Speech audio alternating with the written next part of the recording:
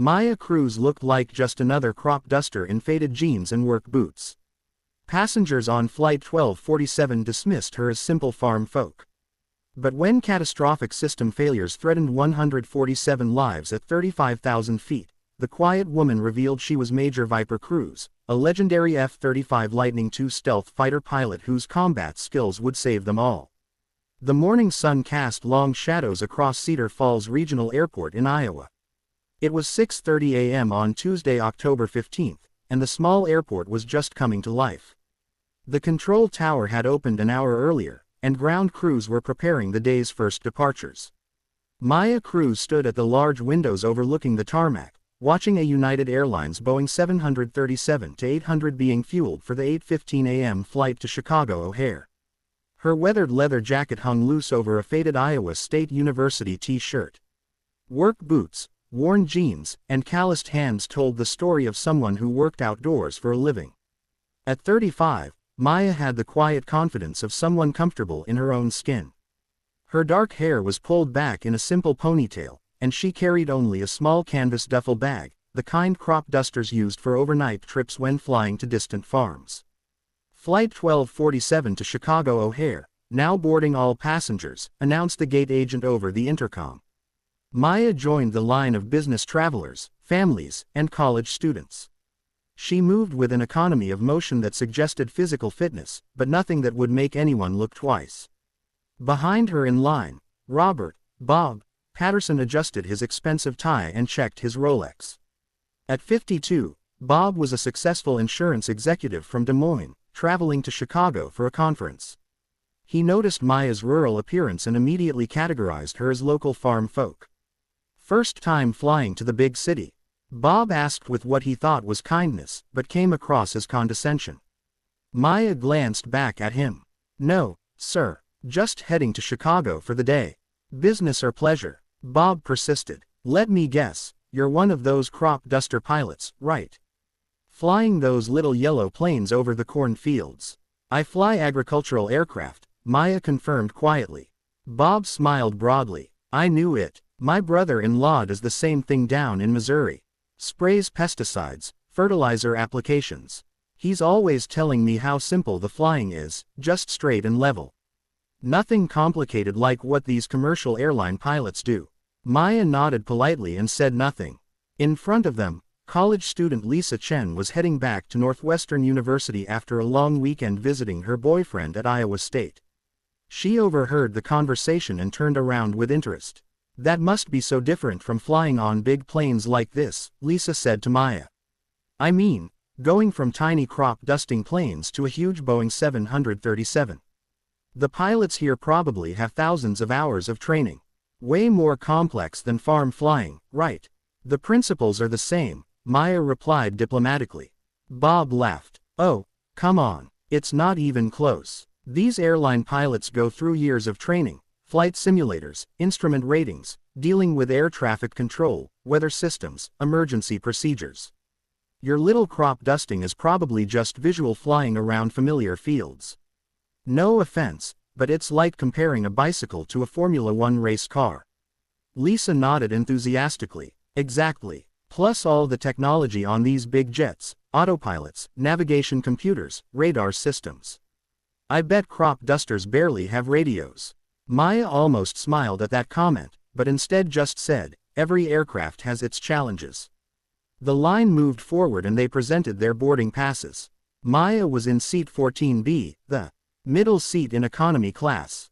Bob had managed to snag 14A by the window, while Lisa was across the aisle in 14C. As they settled into their seats, Bob continued his patronizing conversation. "So what got you into crop dusting?" "Family business." "Did your dad teach you to fly?" "I learned to fly in the service," Maya said briefly. "Oh, the military. Let me guess, transport pilot, flying cargo around." Maya shook her head. "Fighter pilot." Bob laughed out loud. "Fighter pilot, come on now. No offense, but women don't fly fighters. Maybe you were a cargo pilot or flew some transport missions." Maya's jaw tightened slightly, but she kept her voice level. "I flew F-35 Lightning II stealth fighters." "F-35s," Bob was still chuckling. Those are the most advanced fighter jets in the world. They only let the absolute elite pilots fly those, Top Gun stuff. No way they'd let crop dusters. He trailed off as he saw Maya's expression. There was something in her eyes, a hardness that hadn't been there before. I mean, Bob backpedaled awkwardly, I'm sure you did important work in the military. Support roles are crucial too. Maya turned to look out the small window. Support roles, she murmured. Lisa leaned over from across the aisle. Don't mind him. I think it's cool that you served. What was your job in the Air Force? I was a pilot, Maya said simply.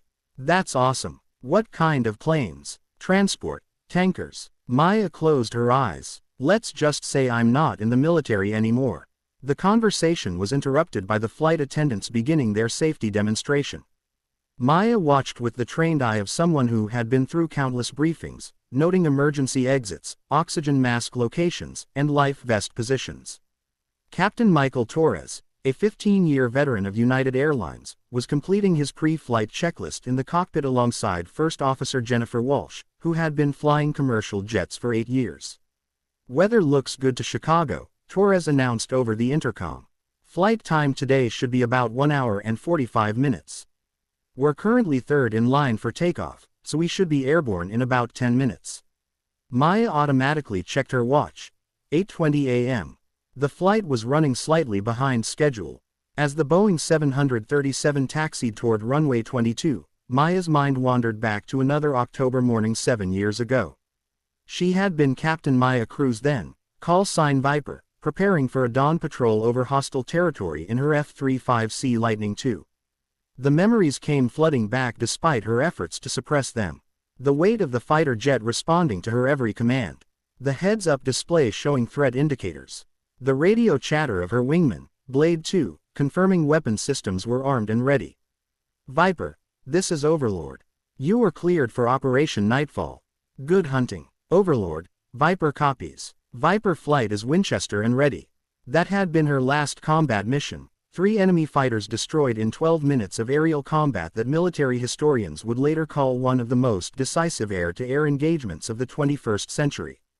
And now she was sitting in the middle seat of a commercial airliner listening to insurance executives explain why women couldn't be fighter pilots. Ladies and gentlemen, from the flight deck, this is your captain speaking. We've been cleared for takeoff. Flight attendants, please prepare for departure. The Boeing 737's twin CFM56 engines spooled up to full power. Maya felt the familiar sensation of acceleration and liftoff. No matter what aircraft she was in, that moment never got old. Bob was gripping his armrest tightly. I hate this part, he muttered. Always makes me nervous when we first take off. Maya glanced at him with amusement. This man, who had just spent 20 minutes explaining how difficult and dangerous commercial aviation was terrified of a routine takeoff. It's perfectly safe, Maya assured him. These pilots know what they're doing. I know. It's just, we're trusting our lives to people we've never met. At least with your crop dusting, you're in control of your own plane. If he only knew, Maya thought. She had trusted her life to wingmen she'd known for years, flying into combat zones where surface-to-air missiles and enemy fighters were actively trying to kill her. A commercial takeoff from Cedar Falls was about as dangerous as brushing her teeth. 30 minutes into the flight, as they cruised at 35,000 feet over Illinois farmland, Maya was beginning to relax. Maybe she could get through this flight without any drama. Maybe she could just be Maya the crop duster for 2 more hours. That's when everything went wrong. The first indication of trouble was a muffled bang from somewhere in the aircraft, followed immediately by a violent shudder that threw several passengers against their seat belts. What the hell was that? Bob shouted, his face going pale. Before anyone could answer, the aircraft lurched to the right and the oxygen masks dropped from the ceiling panels. Passengers screamed. A baby started crying. Someone in the back was shouting that they were going to crash. Captain Torres's voice came over the intercom, trying to maintain calm. Ladies and gentlemen, we're experiencing some technical difficulties. Please remain in your seats and put on your oxygen masks immediately. Flight attendants, please take your seats. Maya had her oxygen mask on before most passengers even realized what was happening. Her trained reflexes kicked in automatically. She quickly assessed the situation. Loss of cabin pressure indicated a breach in the hull or failure of pressurization systems. The aircraft's behavior suggested they were also dealing with flight control problems. This wasn't just technical difficulties, this was a cascade failure, multiple systems going down simultaneously. Bob was fumbling with his oxygen mask, panic written across his face. This isn't supposed to happen. These big planes are safe. They have backups for everything. Lisa was crying across the aisle, unable to get her mask properly positioned. Maya reached over and helped her, speaking in a calm, authoritative voice that cut through the chaos.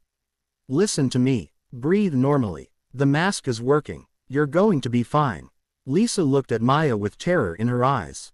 How can you be so calm?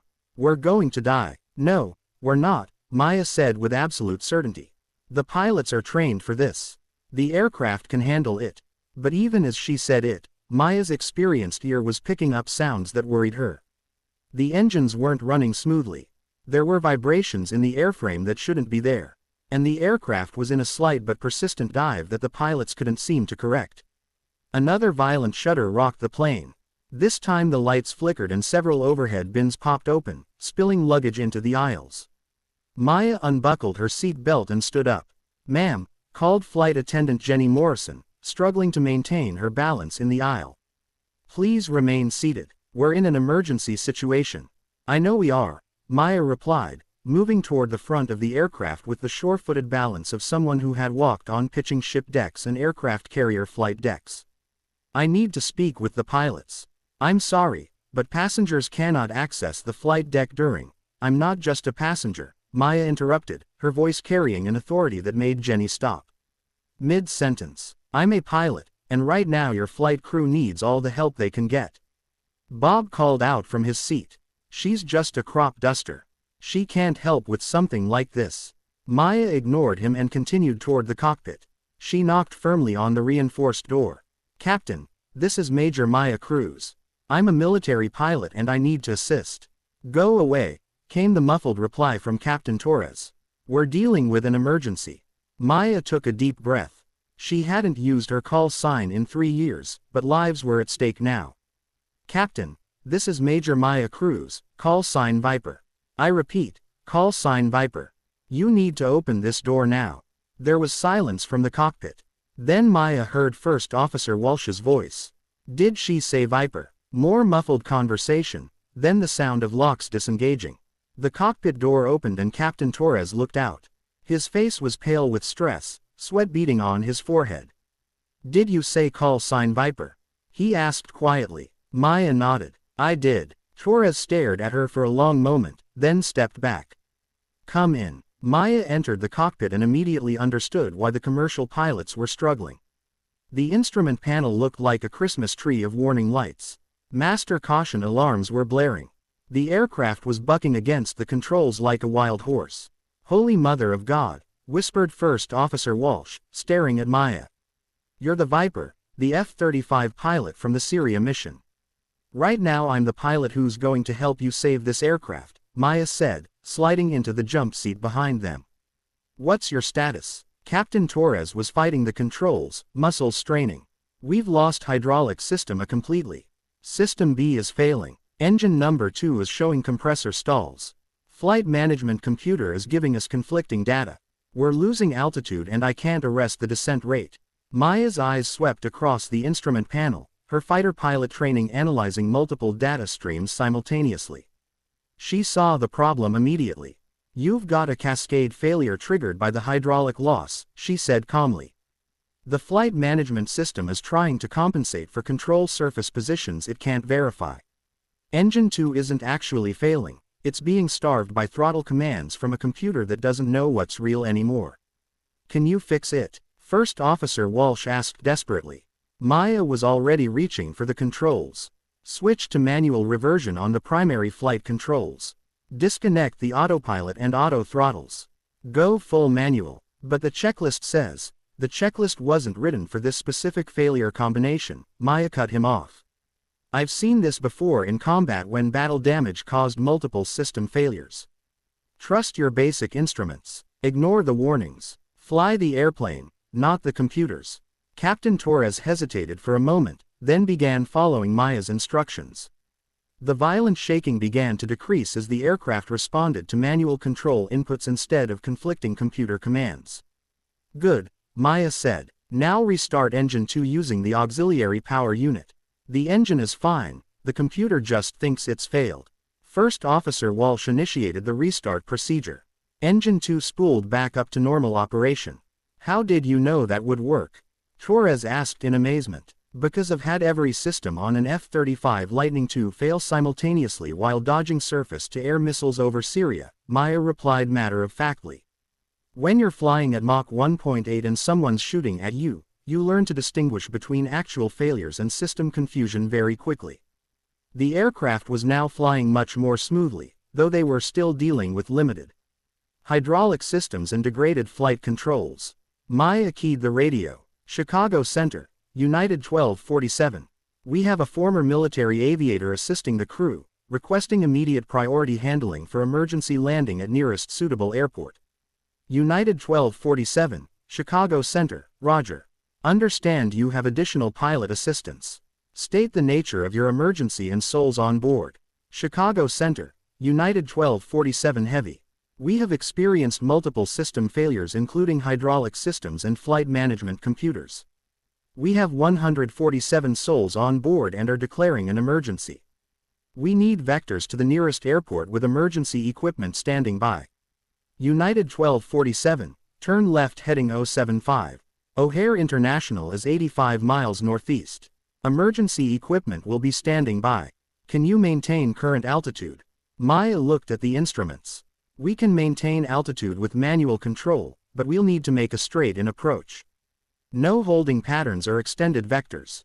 Roger, United 1247, you're cleared direct O'Hare, descend and maintain flight level 240.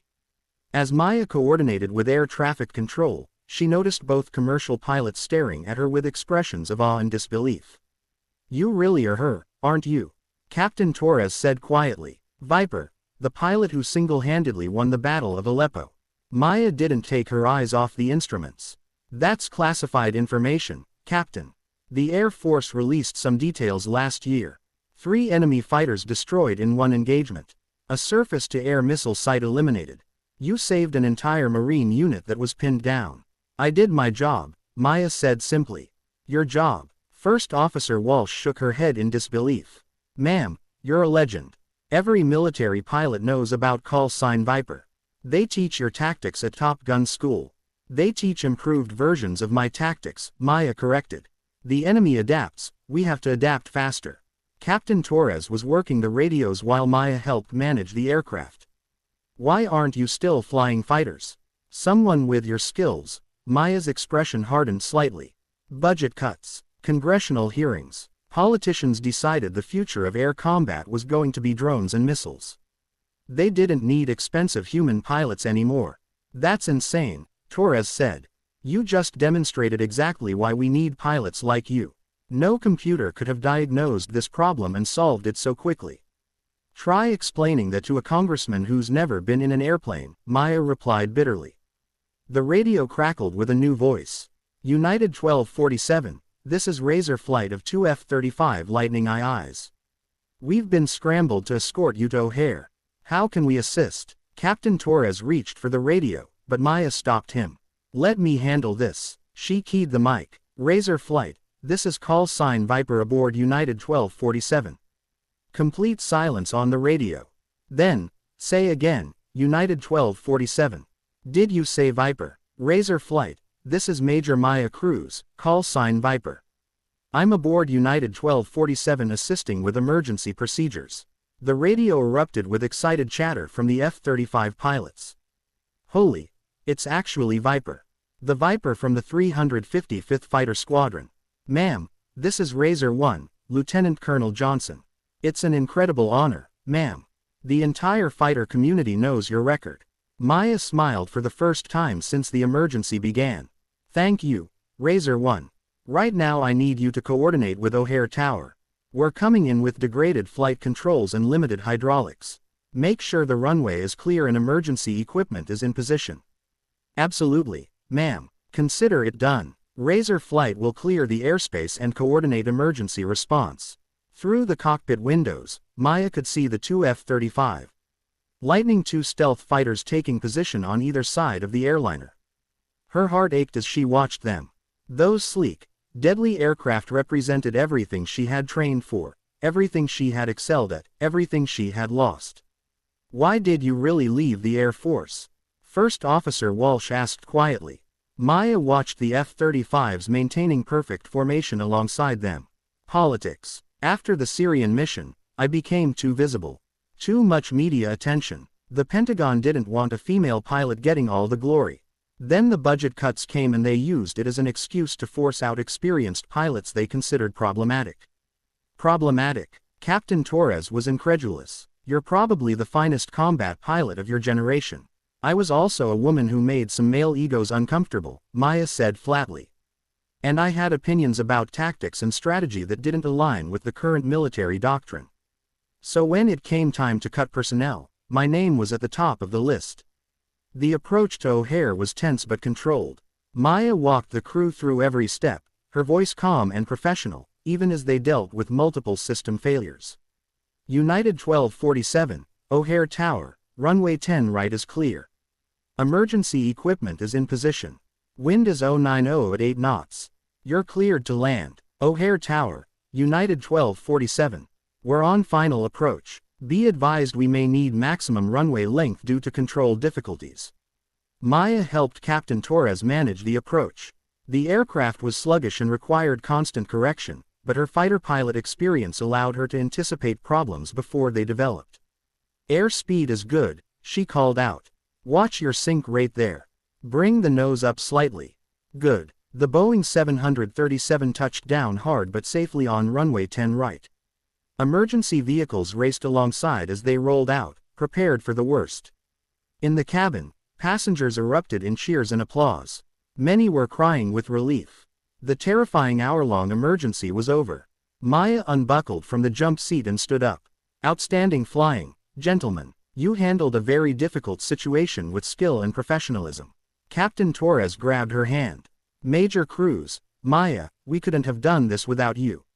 You saved 147 lives today." "We all did our jobs," Maya replied. "That's what professionals do." But as she headed toward the cabin, both pilots called out to her.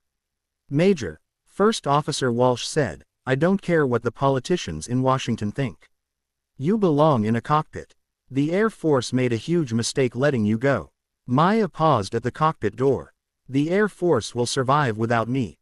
They always do." She entered the main cabin to find passengers still celebrating their safe landing. Flight attendant Jenny Morrison approached her with tears in her eyes. "Ma'am, I don't know what you did up there, but Captain Torres just announced over the intercom that you saved the flight. I'm so sorry I tried to make you sit down earlier." "You were doing your job," Maya assured her. "No apology necessary." Bob Patterson, the insurance executive who had spent the boarding process explaining why women couldn't be fighter pilots, was sitting in his seat looking pale and shaken. When he saw Maya approaching, he stood up awkwardly. "I owe you an apology," he stammered, "and my life. The captain just told us who you really are. I said such stupid, ignorant things." Maya looked at him calmly. "Mr. Patterson, you made assumptions based on appearances. We all do that sometimes. But I was so wrong. So incredibly wrong. You really are a fighter pilot, an F-35 pilot, and you just saved all of us." "I was a fighter pilot," Maya corrected. "Now I dust crops. Both are honest work." Lisa Chen, the college student, was staring at Maya with a mixture of awe and embarrassment. "I can't believe we spent the whole boarding process talking about how simple crop dusting was compared to real flying. You must have thought we were such idiots." "I thought you were making conversation," Maya said diplomatically. "Most people don't know much about agricultural aviation or military flying. There's no reason you should." "But F-35s, Lisa shook her head in disbelief. "Those are the most advanced fighters in the world. And you flew combat missions." "Actual combat." Maya nodded briefly. "I did my service. Now I do something else." As passengers filed off the aircraft at O'Hare, each one stopped to thank Maya.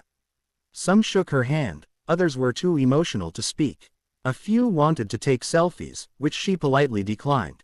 "Ma'am," said an elderly man who had been sitting near the back. "My grandson is a Navy pilot. He's going to flip when I tell him I flew with the legendary Viper." Maya smiled. "Tell him to fly safe and always bring his crew home. That's what matters." Finally, the aircraft was empty except for Maya and the crew. Captain Torres and First Officer Walsh were completing their post-flight checklist, but they stopped when Maya approached. "Major," Torres said, "I meant what I said earlier. Have you considered returning to aviation?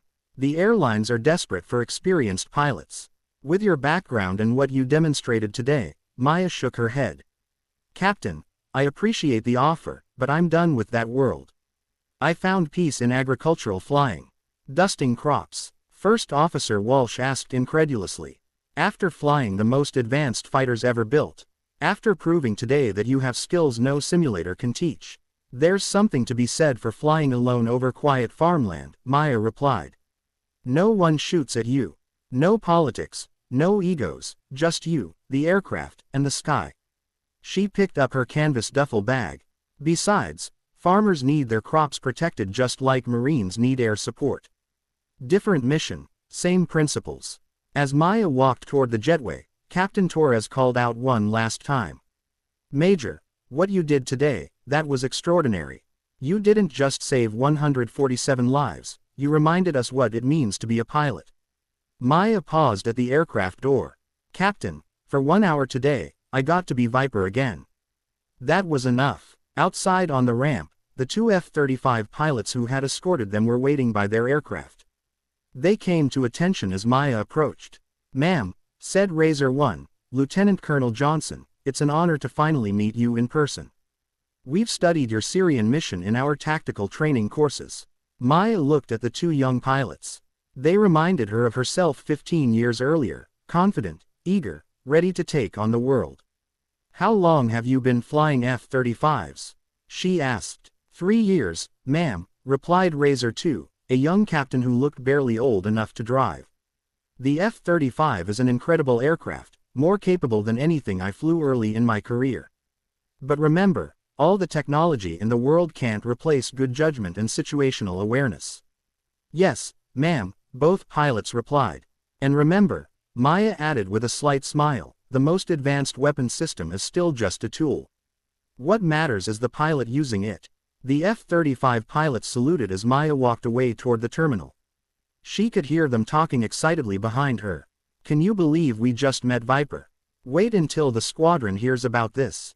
Did you see how calm she was, even dealing with a commercial emergency?" Inside O'Hare's massive Terminal 1, Maya found a quiet coffee shop and ordered a black coffee. She pulled out her phone and called her employer back in Iowa. "Hello, Jim, it's Maya. Yeah, the flight was delayed. Equipment problems. No, nothing serious. Listen, I should be back tomorrow afternoon. Did the weather hold for the Henderson fields? Good. I'll finish the corn application first thing Thursday morning."